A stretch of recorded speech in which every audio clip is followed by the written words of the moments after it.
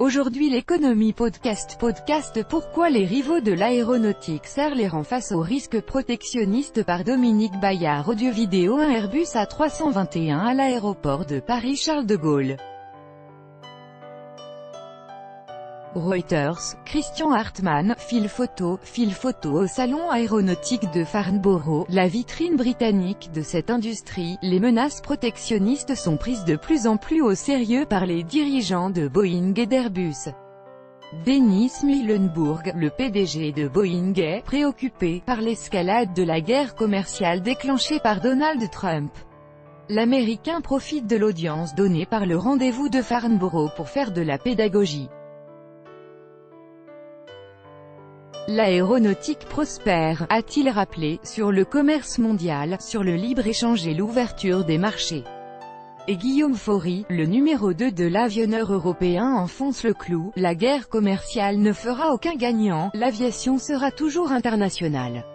Nous sommes basés aux US, en Europe, en Chine. La Chine qui sera d'ici 4 ans le premier marché de l'aviation commerciale, pas vraiment le pays avec lequel il faut se fâcher.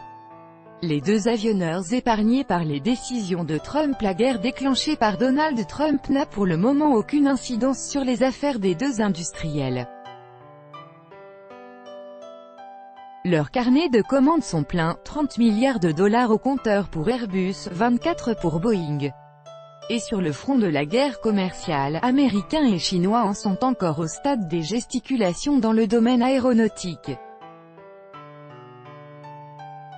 Certains composants d'avions font bien partie de la longue liste de produits chinois ciblés par Donald Trump et soumis à de nouvelles taxes depuis le début du mois de juillet. Mais en valeur, c'est négligeable. Pékin a riposté en annonçant des mesures de rétorsion applicables en fonction de la masse à vide des appareils, un critère très flou qui peut ou pas s'appliquer au Boeing. Les industriels en faveur de la mondialisation pour préserver leur précaré. Les deux avionneurs, bien qu'épargnés par les mesures de Trump, se prononcent en faveur de la mondialisation. Airbus et Boeing ne sont pas à une contradiction près. Ils ont tous deux bénéficié du soutien inconditionnel de leurs gouvernements respectifs pour se développer et progressivement dominer le marché. 85% des avions en circulation sortent de leur chaîne de montage. Ils ont contribué à la globalisation des échanges, et aujourd'hui ils ont besoin de cette mondialisation pour continuer leur trajectoire exponentielle. Là où la croissance est la plus porteuse, en Asie, c'est indispensable pour rester le plus longtemps tous les deux sur leur petit nuage. Car la Chine a d'autres ambitions, construire ses propres avions, elle le fait déjà et elle veut à terme briser le duopole. Défendre le libre-échange est donc un moyen de renforcer leur emprise sur le marché, quand il est encore temps. Cette guerre sino-américaine, un problème pour Boeing. Airbus pourrait tirer parti de cette mésentente, c'est la première lecture qui a été faite, un peu vite, par les Européens. Hier, à Farnborough, Airbus a signé avec la compagnie Sichuan Airlines un contrat à 2,8 milliards de dollars, une belle vente, mais on est très loin des 18 milliards annoncés imprudemment par Emmanuel Macron lors de sa visite en Chine. Le Premier ministre n'a pas eu plus de succès en juin, il est rentré bredouille. La Chine se garde bien de tourner le dos à l'avionneur américain, elle a besoin de cette rivalité au sommet. Si elle se passe du fournisseur américain, elle perd un moyen de faire pression sur le concurrent européen, pour faire baisser les prix ou pour obtenir des concessions technologiques. En bref, les États-Unis saisissent l'Organisation mondiale du commerce pour contester les mesures de représailles prises par le Canada, le Mexique, la Turquie et l'Union européenne suite aux surtaxes américaines sur l'aluminium et l'acier. Ce recours étonne. Donald Trump réclame maintenant l'arbitrage de l'organe qu'il a longtemps décrié, qu'il envisage même de quitter.